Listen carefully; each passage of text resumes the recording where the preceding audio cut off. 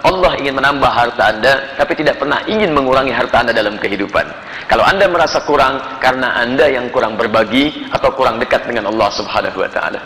Paham sampai sini? Baik. Siapa yatim yang hadir pada subuh ini? Ada anak yatim? Halo? Anak ya? Awas. Bapak bukan yatim. Baik. Ada anak yatim di sini? Tidak ada. Baik. Saya mau praktek ayat tadi.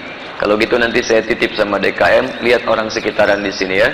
Kalau ada anak yatim tolong dikasihkan. Saya titip uang 1 juta subuh ini untuk bisa diberikan pada anak yatim sekitaran ini. Jazakallah khair. Bismillah. Saya jadi Madahlan dulu menyampaikan ayat Al-Ma'un, surah Al-Ma'un. Begitu selesai beliau copot pakaiannya yang paling berharga, barang-barangnya, kemudian langsung dipraktekkan ayatnya. Kalau copot pakaian nanti agak repot lagi ini gitu ya. Baik. Jadi lebih baik keluarkan sebagian isi dompet, itu lebih bagus. Bismillah.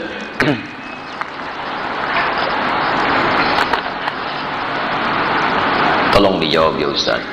Saya sudah 2 kali pertemuan, pertanyaan saya tidak sempat dibaca. Masya Allah. Masya Allah. Baik. Antum ini minta dibaca, minta dijawab. Baik kan? Karena ada yang minta dibaca, saya bacakan, cuman nggak saya jawab, gitu kan? Baik. Ya saya baca ini dulu ya, nanti saya jawab yang ini. Bismillah. Pak Ustaz, jika hukum jual beli dagang, hukumnya bagaimana? Boleh? Boleh dagang. Kalau tidak boleh, masa Nabi mempraktekkan dagang? Nabi kan pedagang. Bahkan sebelum jadi Nabi, sudah berjual beli. Beliau mengambil barang dagangan dari Sayyidah Khadijah, yang lantas kemudian menjadi istri tercinta beliau dalam kehidupannya.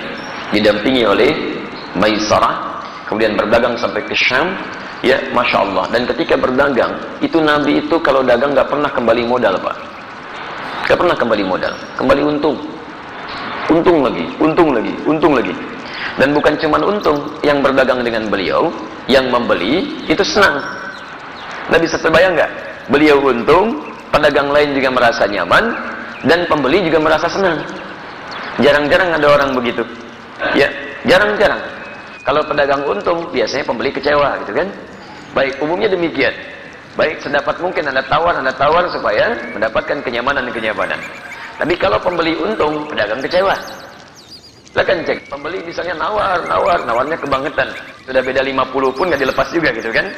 Baik, nah di sini menarik ini. Nabi itu kalau berjualan, pembeli senang, beliau untung. Sehingga semua orang tidak dirugikan dalam hal ini. Dan hebatnya nanti konsep dagangnya Nabi SAW, ketika diajarkan pada para sahabat, itu Masya Allah. Tidak ada di antara mereka yang juga kembali modal. Semuanya untung. Untung semuanya. Silakan Anda lihat. Ada sahabat Uthman bin Affan radhiyallahu taala anhu. Allah. Ada sahabat Abdurrahman bin Auf radhiyallahu taala anhu. Sebelumnya ada sahabat Abu Bakar radhiyallahu taala anhu. Banyak para pedagang di zaman Nabi, teman-teman sekalian, ketika mereka sudah masuk Islam, dilatih oleh Nabi bagaimana cara berislam yang baik dan diterapkan dalam kehidupan sesuai dengan pekerjaan mereka. Maka Masya Allah, dagangannya berlipat-lipat untungnya. Bukan cuma untung dunia, tapi untung akhirat. Tidak sedikit di antara pedagang di masa Nabi, bukan cuma kaya dalam urusan dunia yang asetnya sampai sekarang masih ada, tapi juga dijamin surganya tanpa hisab. Saya beri contoh, Uthman bin Affan radhiyallahu ta'ala anhu. Sebelum masuk Islam, pebisnis. Setelah masuk Islam, kayanya luar biasa.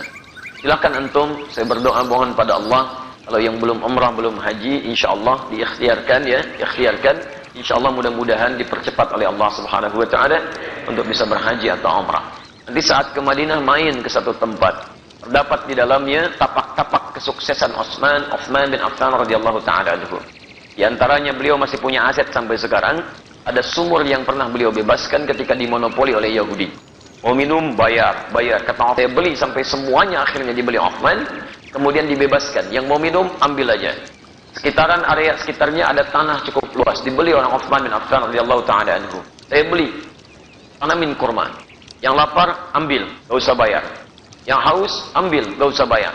Sampai sekarang area itu ada, akan dibuat area perhotelan, royaltinya disimpan di Bank Saudi, disedekahkan kepada umat muslim atas nama sahabat Uthman bin Affan radhiyallahu ta'ala anhu.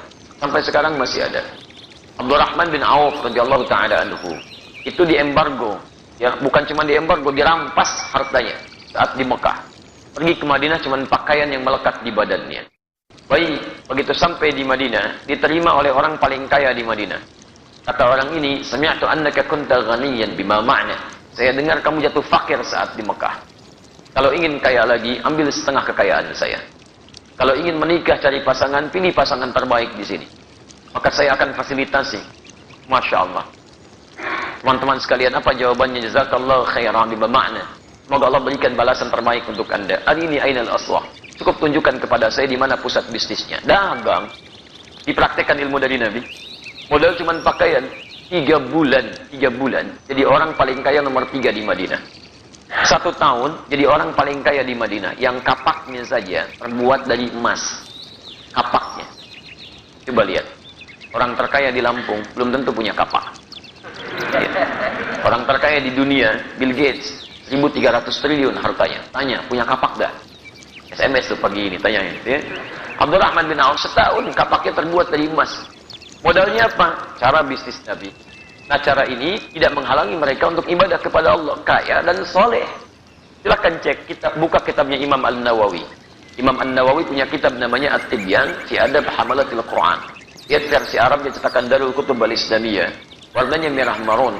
Halaman 38. Paragraf yang pertama, baris 1 sampai baris yang kedua paling atas sebelah kanan. Kata Imam An-Nawawi rahimahullah, sahabat Utsman bin Affan, Abdurrahman bin Auf, ada Abu Darda, itu orang-orang, ada lagi At-Tamimi, itu orang-orang yang luar biasa. Tamim Ad-Dari, bukan At-Tamimi, Tamim Ad-Dari, yaitu malamnya di antara kesibukan mereka masih bisa menunaikan tahajud sampai khatam Al-Quran. Sampai khatam Al-Quran. Jadi pendekatan kepada Allahnya luar biasa. Makanya Allah buka rezeki mereka lebih daripada yang lain. Jadi kalau Anda ingin dapatnya rumusnya begini.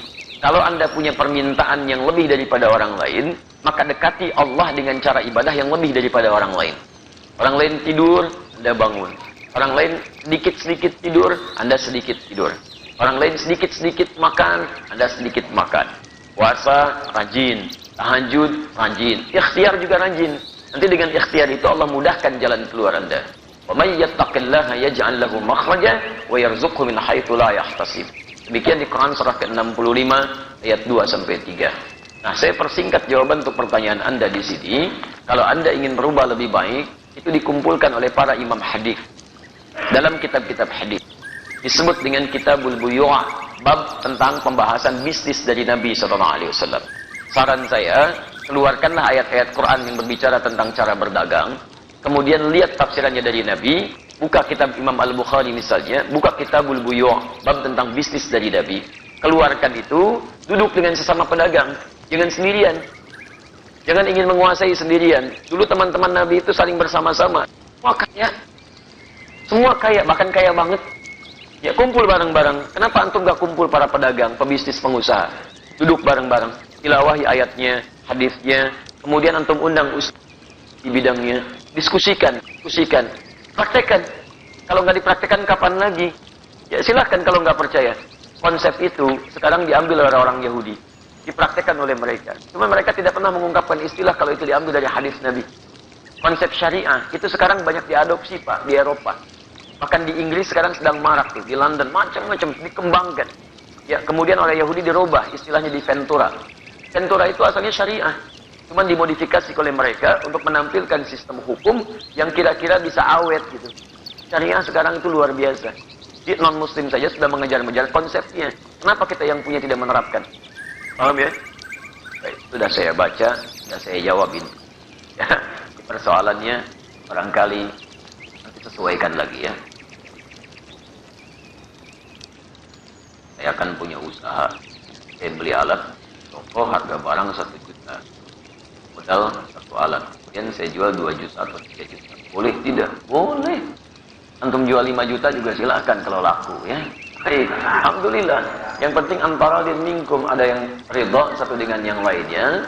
Kemudian tidak markup, tidak gharar, tidak menipu, dan dalam di orang itu wajar menilai. Antum beli 1 juta, dijual 5 juta. Kalau kaidah boleh saja.